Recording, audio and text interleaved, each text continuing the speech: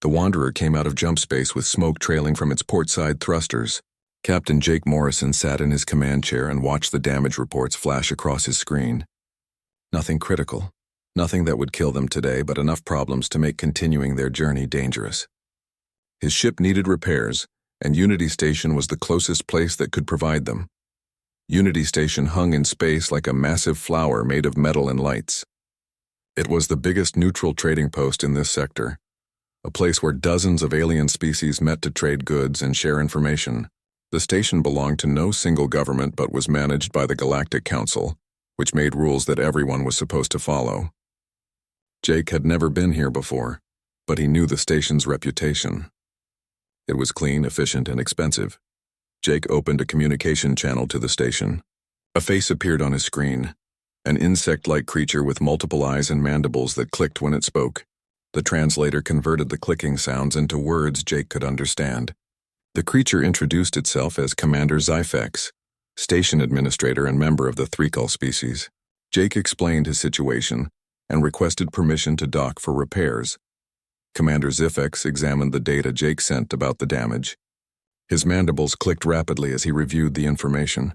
After a long moment, he granted permission for the Wanderer to dock, but he assigned them to Dock 47. Jake knew what that meant. Dock 47 was in the oldest section of the station, far from the main commercial areas. It was where they put ships that nobody wanted to deal with, vessels that were too old, too damaged, or too much trouble. Lisa Grant stood in the engine room with her hands on her hips looking at the damaged power conduits. She was the chief engineer of the Wanderer, and she had kept this old ship running for 3 years through problems that would have killed most vessels. She did not look worried about the current damage. She looked annoyed. The conduits were burned, some hull plates needed replacing, and the navigation computer had developed a glitch that made it think they were still in jump space even though they had clearly arrived at normal space hours ago. Lisa called her team together and started making a list. They would need to cut away the burned sections, fabricate new connectors, patch the hull plates, and reboot the navigation system. She estimated 3 days of work, maybe 4 if they ran into complications. Her team nodded and got to work gathering tools and materials. Nobody complained. This was just another day aboard the Wanderer. The Wanderer docked at Unity Station with a series of mechanical clanks and hisses. As soon as the docking clamps locked into place, Commander Zyfex arrived to conduct an inspection. He brought 2 assistants with him, both members of his species, and they walked through the ship with data tablets that recorded everything they saw. Jake followed them, answering questions and trying to be polite. When Zyfex reached the engine room, he stopped walking. Lisa and her crew had already started working on the repairs. They had spread tools and spare parts across the floor, and someone had set up a portable work light that cast strange shadows on the walls.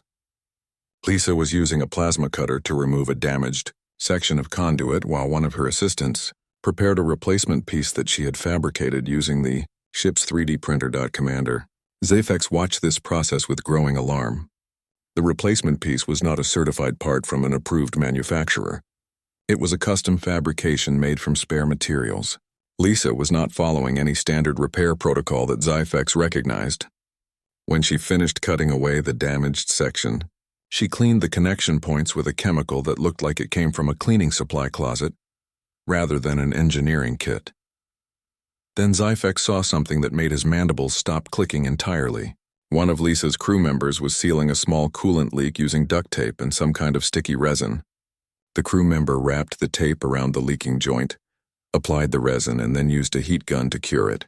According to every engineering standard Zyfex knew, this should not work.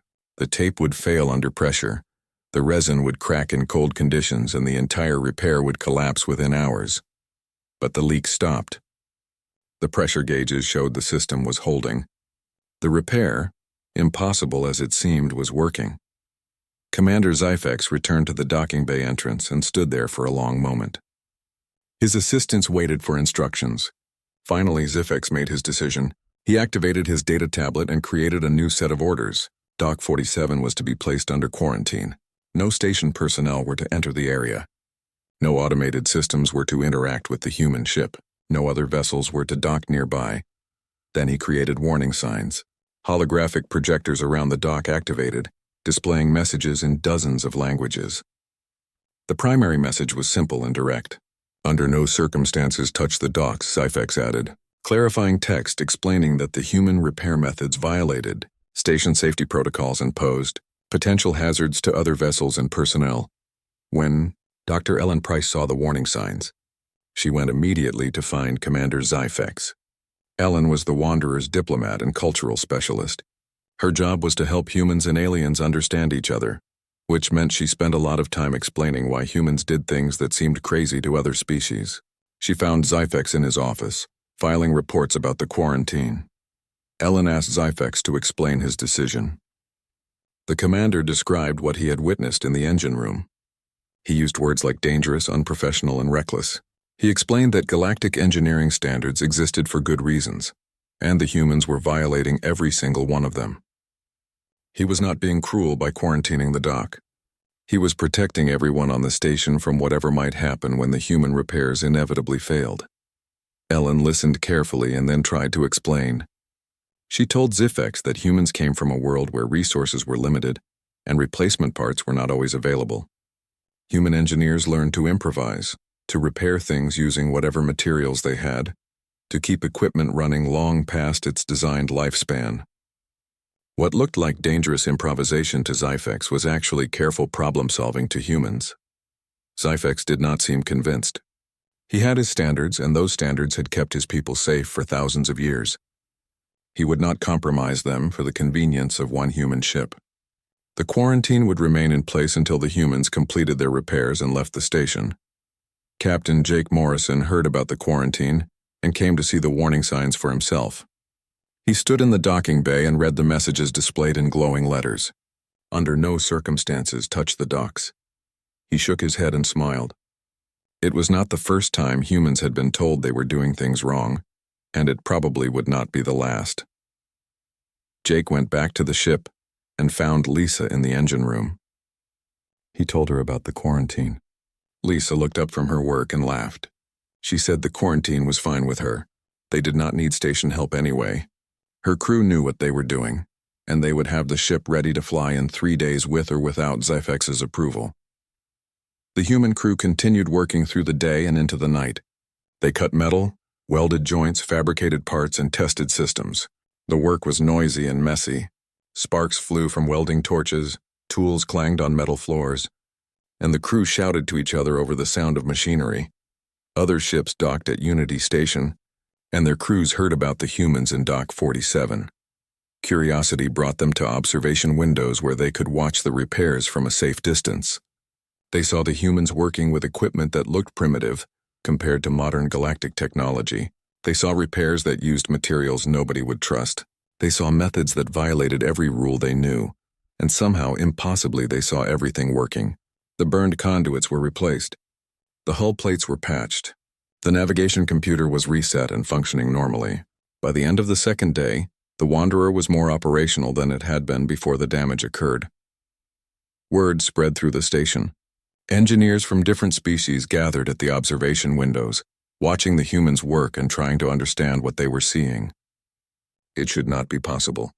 The repairs should fail. The improvised solutions should cause more problems than they solved. But nothing failed. Everything worked. And the longer the aliens watched, the more questions they had about these strange humans and their impossible engineering methods. By the third day, more than 50 alien engineers had gathered at the observation windows overlooking Dock 47. They came from different species, different worlds, and different engineering traditions, but they all shared the same confusion. The humans were doing everything wrong, yet somehow achieving results that should be impossible. A young Velrothi engineer named Kira stood at the front of the crowd. Her species had evolved using crystalline technology, and their engineering methods were precise and elegant. She watched Lisa Grant attach a replacement power coupling using what appeared to be scavenged wire and hand tools. According to Velrothi engineering principles, a power coupling required perfect alignment and certified connectors to function safely. Lisa was eyeballing the alignment and using connectors she had fabricated that morning. Kira calculated the probability of success at less than 20%. But when Lisa activated the coupling and ran power through it, The system came online cleanly. The power flow was stable, the temperature readings were normal, and there were no fluctuations that would indicate a problem. Dr. Ellen Price noticed the growing crowd of observers. She spoke with Captain Jake Morrison about organizing some kind of presentation. If the aliens wanted to understand human engineering methods, maybe the humans should explain themselves. Jake agreed and contacted Commander Zifex to request permission for a communication session. Zifex was reluctant, but he eventually approved the request. He was curious himself, though he would never admit it. Ellen set up a communication system that would let the gathered aliens ask questions while maintaining the quarantine. She, Jake, and Lisa stood in the docking bay, while dozens of alien faces appeared on screens around them. The questions started immediately, and they revealed just how different human and galactic engineering cultures really were. A 3-Cal engineer asked why humans did not use certified replacement parts. Lisa explained that certified parts were expensive and often unavailable in frontier regions where human ships operated. Humans learned to fabricate their own parts or adapt components from different systems. It was not ideal, but it kept ships flying when the alternative was being stranded in deep space. A Dravik scientist asked how humans could trust repairs made without following standardized procedures. Jake answered this one. He explained that humans tested everything. They did not assume a repair would work just because it should work in theory. They ran diagnostics, stress tests, and real-world trials. If a repair held up under testing, they trusted it. If it failed, they learned from the failure and tried something different. Then someone asked about duct tape. The question caused confusion because the translator had trouble with the term. Lisa held up a roll of the gray adhesive tape and explained what it was. She described it as a temporary fixing material that could seal leaks, hold components in place, or provide emergency structural support. She admitted it was not a permanent solution, but it could keep a system running long enough to reach a proper repair facility. The alien engineers were fascinated and horrified in equal measure. One of them asked if humans were not afraid their ships would fail catastrophically due to improvised repairs. Lisa thought about this question carefully before answering. She explained that yes, there was always some risk, but humans had been dealing with that risk for their entire history. When early humans crossed oceans in wooden ships, when they explored polar regions with limited supplies, when they first ventured into space with primitive technology, they always operated with some level of uncertainty. Human culture learned to accept calculated risks in pursuit of exploration and survival. Commander Zifex listened to the conversation from his office. He found himself growing frustrated. The humans were describing an approach to engineering that went against everything his species valued. The 3-Cal had built their civilization on precision, predictability, and perfection. Every component was manufactured to exact specifications. Every repair followed documented procedures. Every system was tested under controlled conditions before being approved for use. Zifex activated his communication link and interrupted the discussion. He argued that the human approach was fundamentally dangerous. Standards existed for good reasons. When every ship used certified parts and followed approved procedures, engineers knew exactly what to expect. They could diagnose problems reliably, predict failure modes accurately, and ensure safety consistently. Human improvisation introduced too many unknown variables, Jake responded calmly. He agreed that galactic standards worked well when conditions were ideal. But conditions were not always ideal. Ships operated in regions where supply lines did not reach. Equipment failed in ways that manuals did not cover. Resources ran short during long missions. In those situations, following standard procedures meant giving up and waiting for rescue. Human methods meant solving the problem with whatever was available. The debate continued for over an hour. Engineers from different species contributed their perspectives. Some agreed with Zifex that standards were essential for safety. Others admitted that they had faced situations where standard solutions were not available. A few quietly acknowledged that their species' reliance on certified parts and approved procedures had limited their ability to operate in challenging environments. Lisa decided to end the debate with a demonstration. She asked the observers to choose a damaged component, and she would repair it while they watched. Several aliens conferred and selected a burnt-out control board from a navigation system. According to galactic repair protocols, this type of damage required replacing the entire board with a new certified unit. The replacement cost would be several thousand credits and delivery time would be at least a week. Lisa examined the damaged board and identified the specific components that had failed. She used a soldering iron to remove 3 burned-out chips. Then she searched through her parts inventory and found similar chips salvaged from other equipment. The chips were not identical to the originals, but they had compatible specifications. She soldered them into place, checking her work carefully as she went. Next, she noticed that one of the circuit traces on the board had been damaged by the heat. She used a thin strand of wire to bridge the gap, soldering both ends securely. Finally, she applied a protective coating over her repairs to prevent moisture damage. The entire process took 45 minutes. Lisa installed the repaired board into a test unit and powered it up. The board initialized normally. She ran diagnostic routines and watched the results appear on her screen. Every function tested within acceptable parameters. The repair had worked. The board that should have required expensive replacement was now functional again, repaired with spare parts and basic tools. The watching aliens were stunned. Kira, the Velrothi engineer, began calculating the cost and time savings. If her people could learn to perform such repairs, it would revolutionize their maintenance operations. But she worried about reliability. How long would the repair last?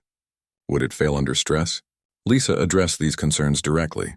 She explained that improvised repairs were not always as durable as factory parts, but they could be surprisingly reliable if done correctly. She had repaired components that were still functioning years later. The key was understanding how things worked at a fundamental level and testing thoroughly after making changes. A voice came over the communication system, speaking hesitantly. It belonged to a Krell engineer named Torvik. The Krell were a practical species, focused on efficiency and results. Torvik explained that he had a cargo hauler docked at the station with a failed thruster control module. Station engineers had told him the module needed to be replaced, which would take 3 weeks and cost him more money than his next cargo run would earn. His ship was grounded, his crew was not getting paid, and he was facing financial problems. Torvik asked if the humans would be willing to look at his ship. He understood that their methods were not approved by station authorities, and he knew there were risks. But he was desperate. If there was any chance the humans could get his ship flying sooner, he wanted to try. Jake looked at Lisa, who shrugged and smiled. They had not come to Unity Station planning to start a repair business, but they also understood what it was like to be stuck with a broken ship and limited options. Jake told Torvik they would take a look. No promises, but no charge either. If they could help, they would. Commander Zyfex heard this exchange and felt alarm rising in his chest. The humans were now offering to repair other ships? This was getting out of control. He was about to issue an order prohibiting such work when he hesitated. Legally, he had no grounds to stop them. The quarantine applied only to Dock 47. If Torvik wanted to risk his ship by allowing human repairs, that was his choice. And if the repairs failed and caused problems, well, that would prove Zyfex had been right all along. Lisa gathered her tools and headed to Dock 52, where Torvik's cargo hauler was berthed. Several of the alien engineers followed, maintaining a safe distance but intensely curious about what would happen next. The cargo hauler was a massive vessel, scarred by years of hard use. Torvik met them at the airlock, looking worried but hopeful. He led them to the engineering section and showed them the failed thruster control module. Lisa opened the module's access panel and the news about Torvik's repaired cargo hauler spread through Unity Station faster than anyone expected. Within hours, 6 more ship captains had approached Captain Jake Morrison requesting repairs. By the next morning, there were 20 requests waiting. Most came from independent traders and small freight operators, people who operated on tight budgets and could not afford expensive certified repairs or long waits for replacement parts. Jake held a meeting with his crew. They had originally planned to leave the station as soon as the Wanderer was repaired, but now they had an opportunity to help other spacers while earning some credits. Lisa was enthusiastic about the work. She loved solving mechanical problems, and each alien ship presented unique challenges. The crew voted to stay at Unity Station for a few more weeks and see how much good they could do. They set up a proper workspace in Dock 47, organizing their tools and spare parts more efficiently. The quarantine warning signs still glowed at the entrance, but they had taken on a different meaning. Captains seeking human repairs looked for those signs. knowing they marked the location of engineers who could do impossible work. Under no circumstances touch the docks had become an advertisement rather than a warning. Lisa worked through a steady stream of repair jobs. She fixed damaged power systems, patched hull breaches, repaired life support equipment, and rebuilt everything from sensor arrays to waste recycling units. Her team learned to adapt their techniques to different alien technologies. They discovered that most systems, regardless of species of origin, operated on similar fundamental principles. If you understood those principles, you could repair almost anything. The humans charged minimal fees for their work, just enough to cover materials and compensate crew time. Their prices were a fraction of what the official station repair facilities charged. A repair that would cost 5,000 credits from a certified contractor might cost 500 credits from the humans. The time difference was even more dramatic. Work that should take a week was often completed in a day. The official repair facilities noticed the loss of business immediately. These were large companies with certified engineers, expensive equipment, and contracts with the Galactic Council. They operated throughout the sector, and Unity Station was one of their most profitable locations. The sudden appearance of human competitors was unwelcome, especially competitors who worked so cheaply and quickly. A delegation of repair company representatives met with Commander Zyfex. They filed formal complaints about the human operation in Dock 47. The humans were not certified by any recognized engineering authority. Their repair methods violated established safety protocols. They used uncertified parts and improvised techniques that could endanger other ships. The representatives argued that Zyfex should shut down the human operation immediately before someone got hurt. Zyfex found himself in an uncomfortable position.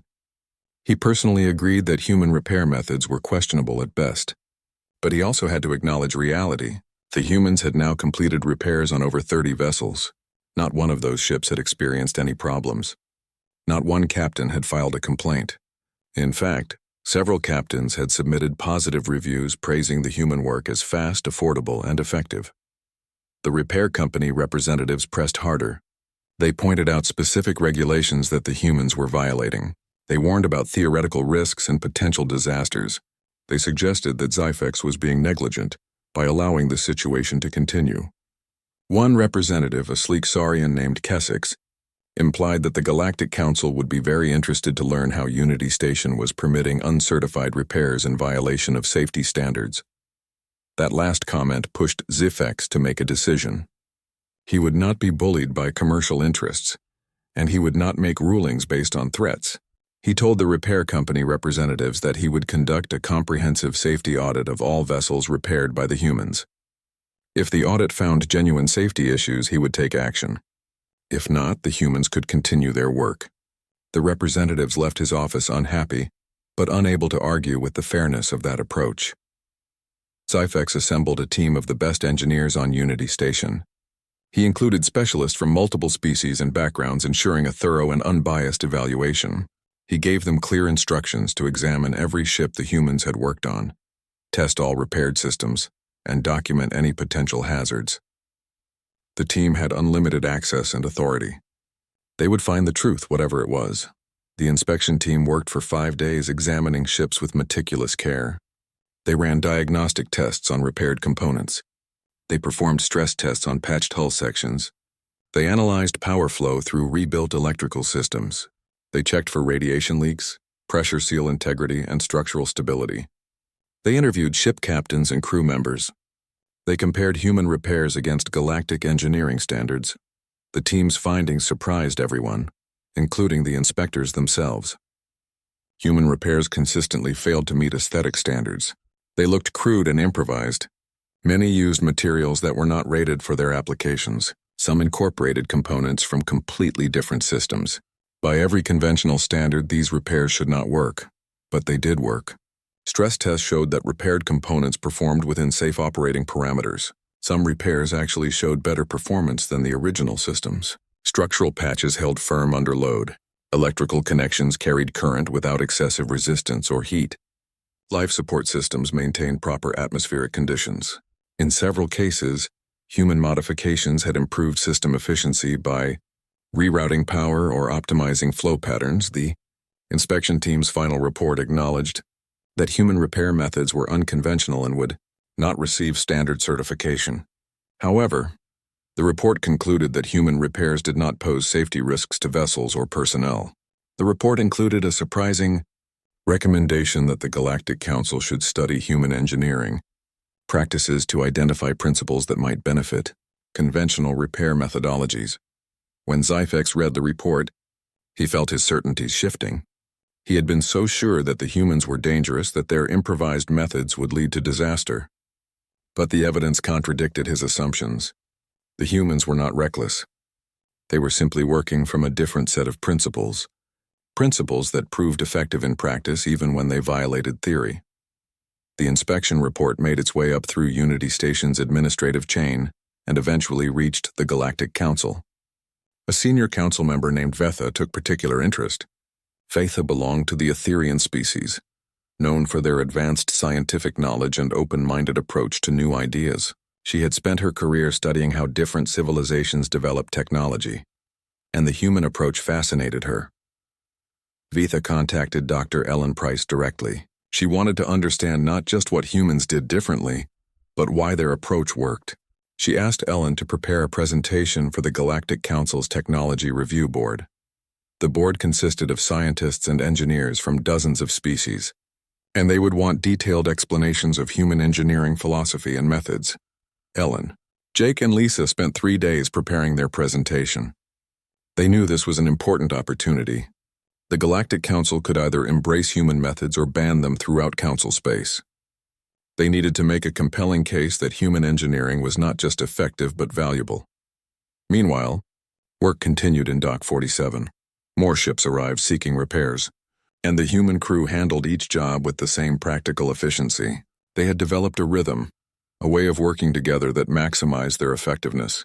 Lisa would examine the problem and devise a solution. Her team would gather necessary materials and tools. Everyone would work together to implement the repair, testing as they went. It looked chaotic to observers, but it was actually highly organized chaos. A young Velrathi engineer named Kira had been watching the humans work for weeks. She had initially been skeptical, convinced that their methods were dangerous despite the lack of failures. But watching day after day, she began to understand what made human engineering different. It was not just the techniques they used. It was the way they thought about problems. Galactic engineers were taught to identify problems and apply standard solutions. If the standard solution was not available, they waited until it became available. Human engineers were taught to identify problems and create solutions from available resources. If standard parts were not available, they made or adapted alternatives. The difference was fundamental, and Kira realized it represented two completely different relationships with technology. Kira approached Lisa one afternoon and asked if she could observe more closely. She wanted to understand the human thought process. Lisa was happy to have her. She explained each step as she worked, describing not just what she was doing but why she chose each approach. Kira listened carefully and asked intelligent questions. By the end of the day, she had learned more about practical engineering than she had learned in years of formal education. Other alien engineers began approaching the humans with similar requests. They wanted to observe, to learn, to understand. Jake realized they were running. The council chamber on Unity Station was larger than Dr. Ellen Price had expected. Rows of seats curved around a central platform, and the seats were filled with engineers, scientists, and officials from across the galaxy. Ellen stood on the platform with Captain Jake Morrison and Chief Engineer Lisa Grant beside her. Above them, massive screens displayed images and data that would support their presentation. Ellen took a deep breath and began speaking. She started with Earth's history, explaining that humans evolved on a planet with limited resources and harsh conditions. Early humans survived by learning to repair tools, reuse materials, and adapt what they had rather than waiting for something better. When ancient humans needed to cross oceans, they built ships from wood and learned to repair them at sea, using whatever materials were aboard. When they explored frozen polar regions, they improvised solutions to equipment failures because there were no supply depots in the ice. Ellen showed images of early human technology.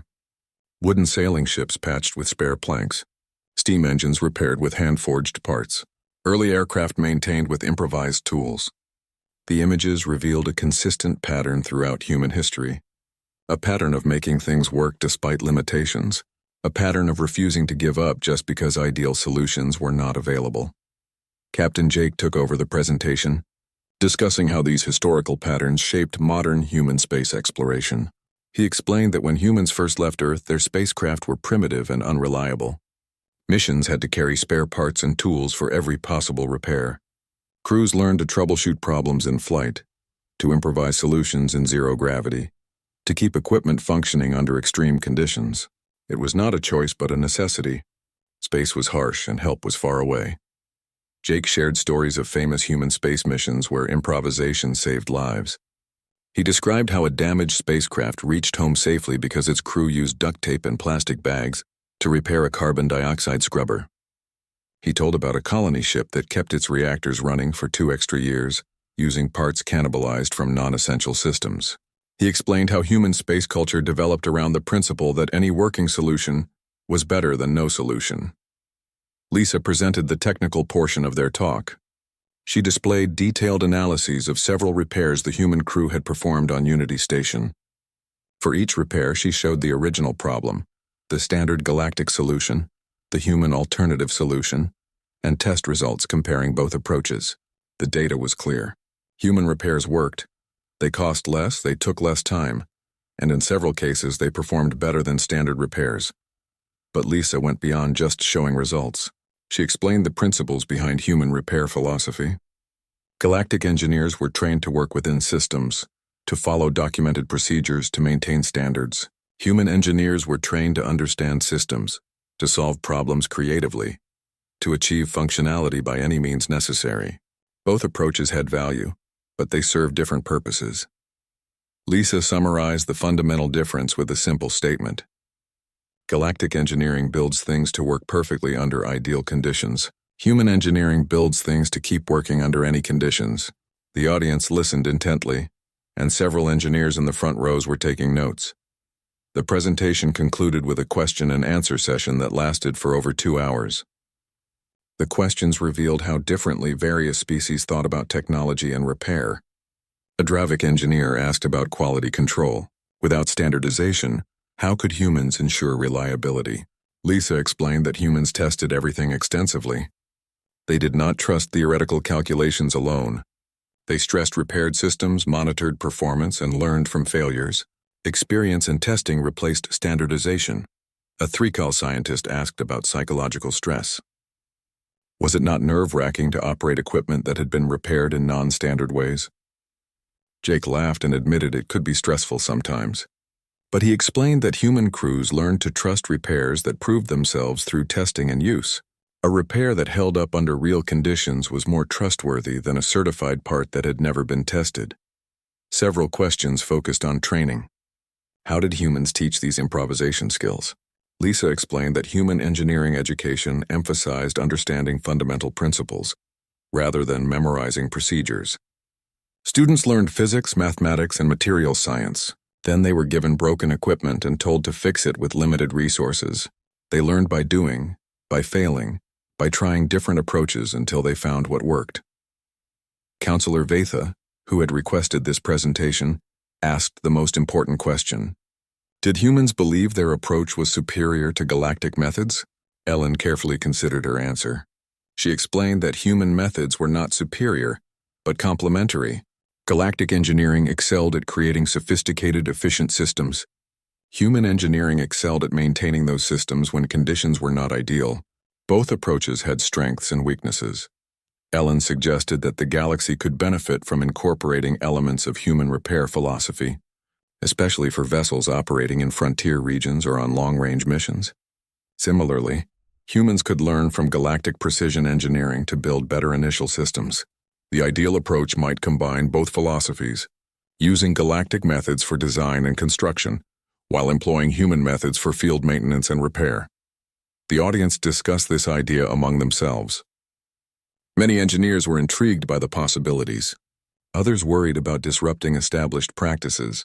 Some saw opportunities for their own species to expand operations into regions that currently seemed too remote or resource poor.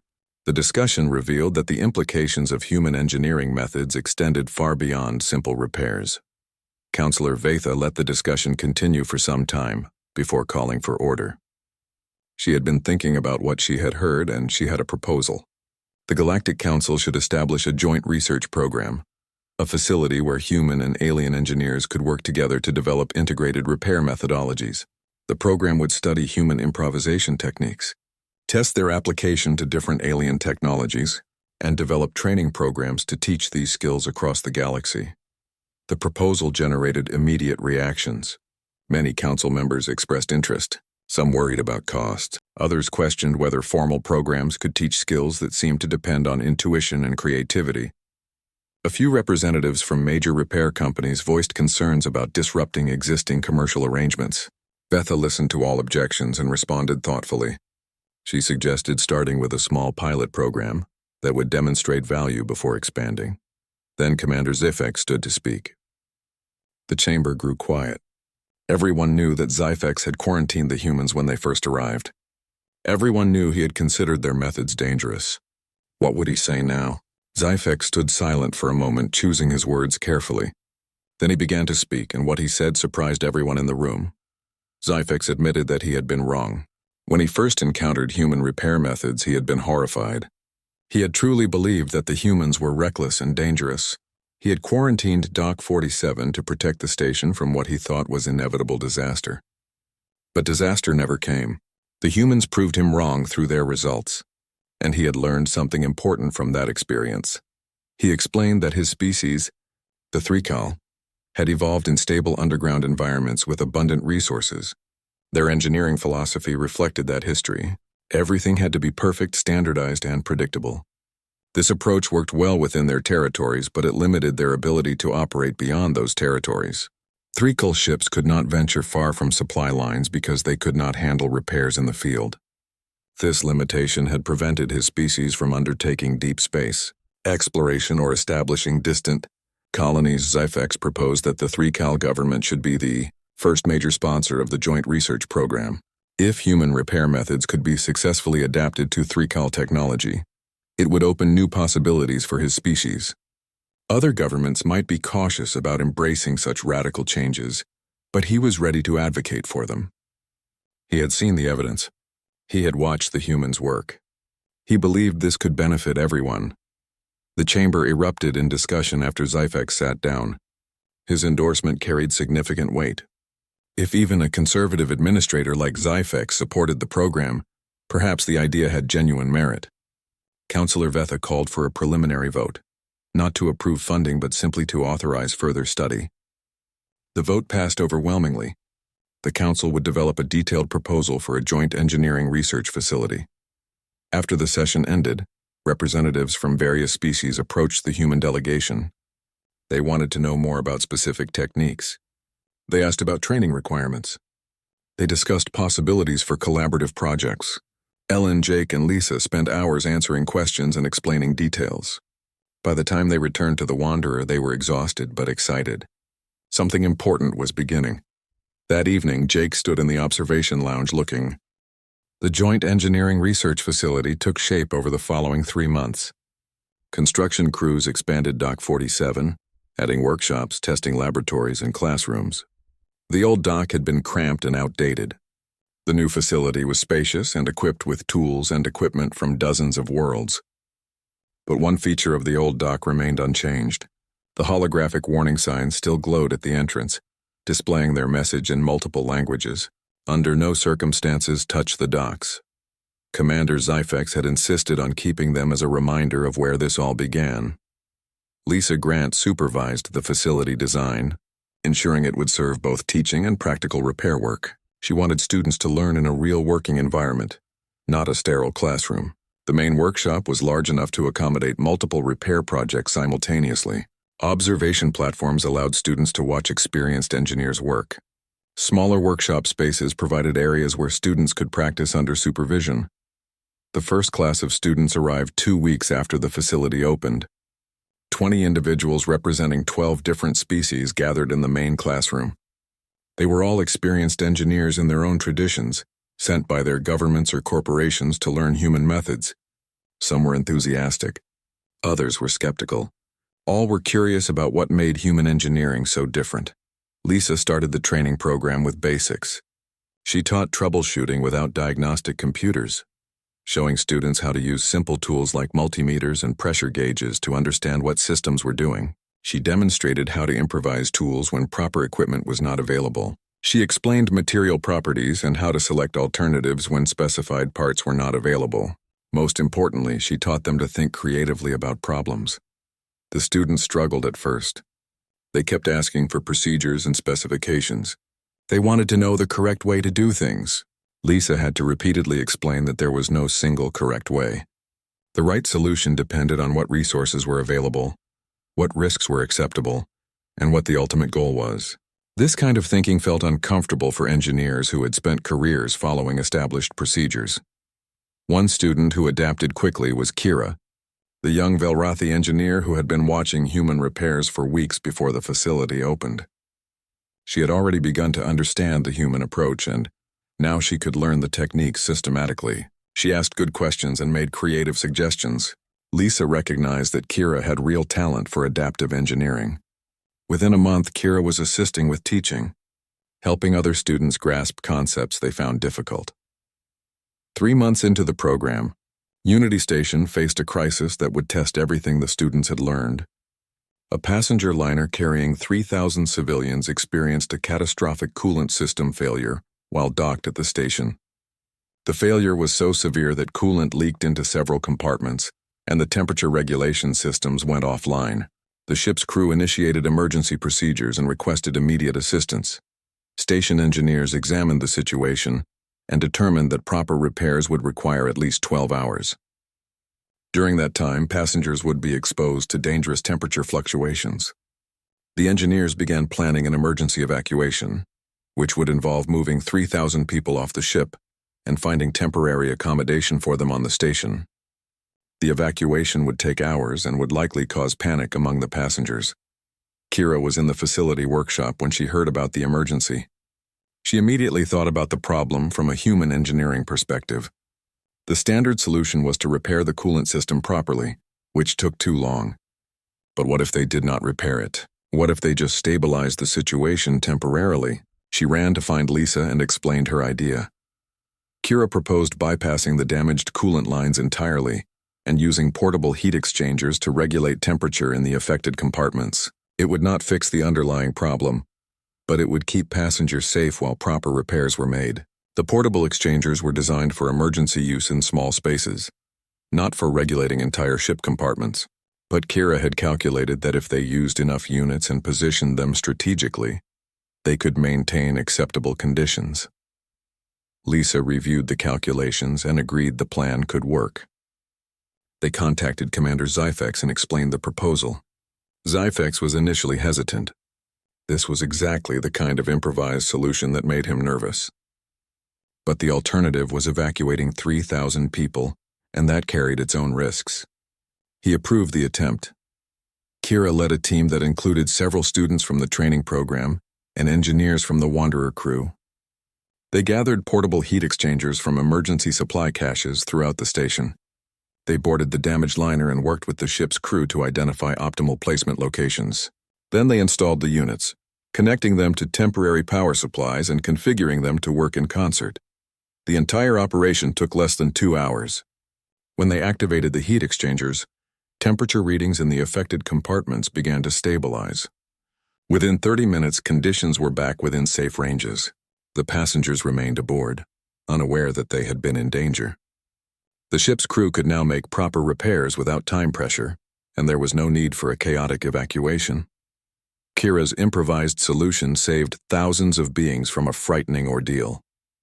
More importantly, it demonstrated that alien engineers could successfully adopt human methods. Kira was not human, but she had learned to think like a human engineer. She had looked beyond standard procedures to create a practical solution from available resources. The success of her intervention convinced many skeptics that human engineering principles could be taught and applied across species. Over the following year, the Joint Engineering Research Facility expanded significantly.